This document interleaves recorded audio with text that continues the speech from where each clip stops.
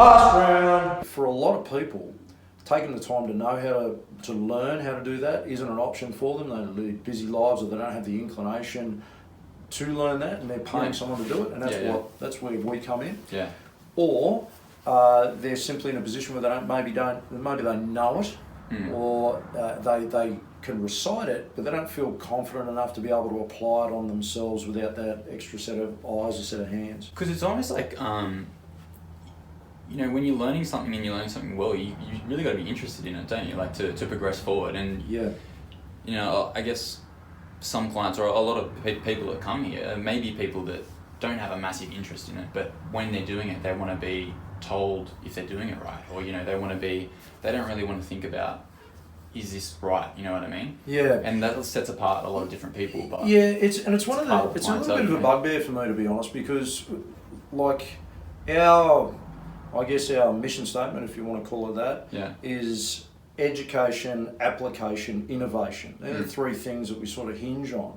So what we're seeking to do is I get that people want to come in after work and don't want to have to think about what they're doing and just you know, have a place to zone out and do their workout. That's cool, and that's fine.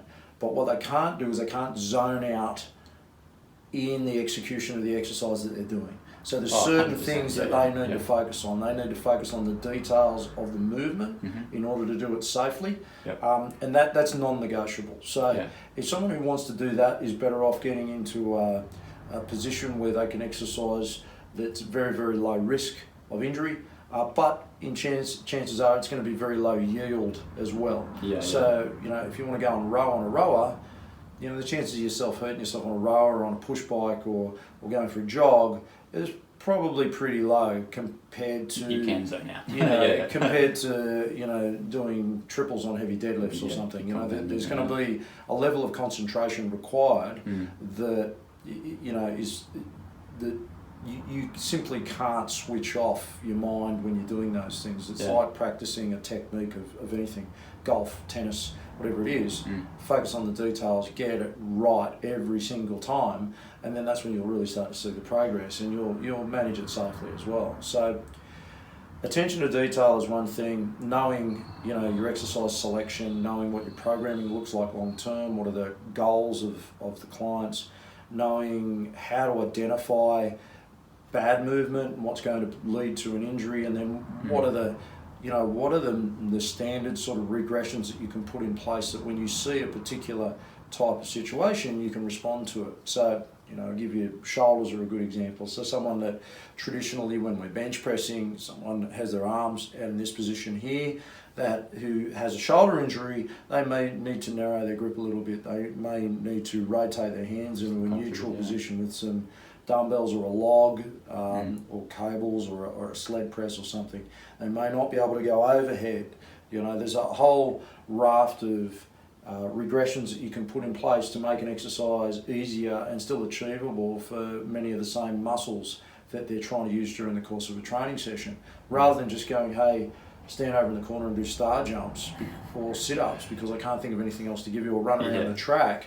Now, how about actually thinking as a trainer and coming up with an alternative exercise that works the same muscles in as close a movement pattern as you can manage without causing the injurious reaction or the situation that is leading to the discomfort. You know, so that takes knowledge, skill, time to be able to implement those things, and then knowing what your limitations are and acknowledging those as a coach, and not overstepping the mark and trying to be a quasi physiotherapist and fix it. You know, so I've tried this, that's where I draw the line and say, okay, so we need to stop this exercise, we need to put in a substitute for the moment. Here's a good physiotherapist to go and see this person here. Come back to me when you've had a chat to them, and we'll see what their diagnosis is. I'll liaise with the physio. We'll then come up with a plan moving forward. A bunch of exercises that we can do, what ones we can't do, other exercises that we need to put into our program as our rehabilitation exercises. So we make use of those. While still being a part of the group, because... While still being part of the group. You know, you're doing... It's a slightly adjusted program, but it's because you have X, Y, Z. That's right. So if you don't have those processes in place as a group training as a group trainer, then how can you possibly hope to advance individuals in the group? So I'll give you an example of something that doesn't happen anywhere outside of the gym world, and that is the concept that the trainer stands at the front of the class and runs through all the exercises and people follow them. And they're yelling out, encouragement and all the rest of it, and that's wonderful. You can do it. Great. Yeah. How do you stop and fault correct somebody? Yeah. I can never understand that. Yeah. Okay, so the concept that as a coach or a trainer, you need to coach and train. My job is not to stand out and count numbers for people. Yeah. My job is to make sure that you're getting the most out of your training, make sure you're moving safely, efficiently, you're making progress, you're doing things the right way. And if I can't stop and do that and spend time with an individual client over the middle of a training block at some point, if I can't touch base with everybody and make sure that things are going well because I'm out the front doing my star jumps or whatever it is I might be doing. Yeah. You're trying to remember what you're doing. How am I coaching them? I'm not Yeah. coaching them. They might as well be watching a video, and just replicating it. And I might as well just go and sit down behind the counter because I'm not providing any coaching. So coaching is about coaching, fault correction and improvement of the people that are in the group.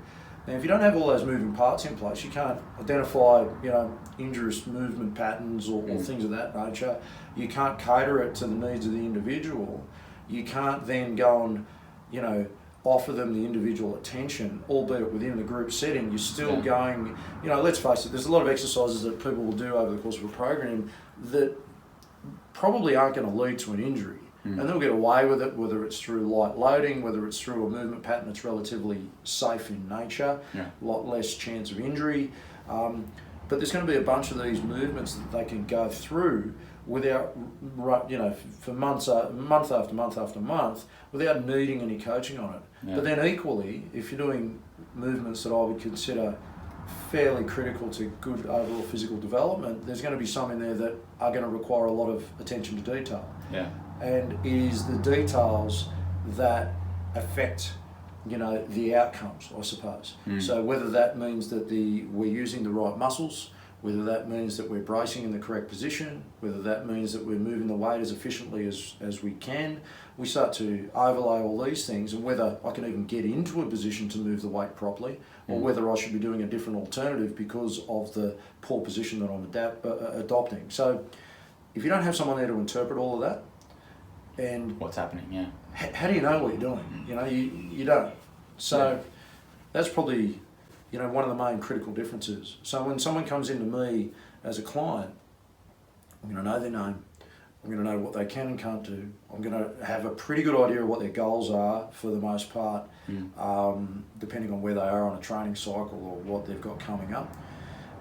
I'm going to know that if they've got to go away somewhere, then I'm probably going to have to prepare a program for them to take with them, which I do frequently. I'm going to know if they're needing help with dietary advice or advice on, what sort of calorie amount should they be intaking, what does their macro breakdown look like, what sort of food substitutes can we look at implementing, are there standard habits that we can try and cultivate to increase not only their dietary adherence, but how's that going to marry up with their training program. So you're pretty much getting most of the same things that you get in a personal training environment, but you're doing it in a group setting.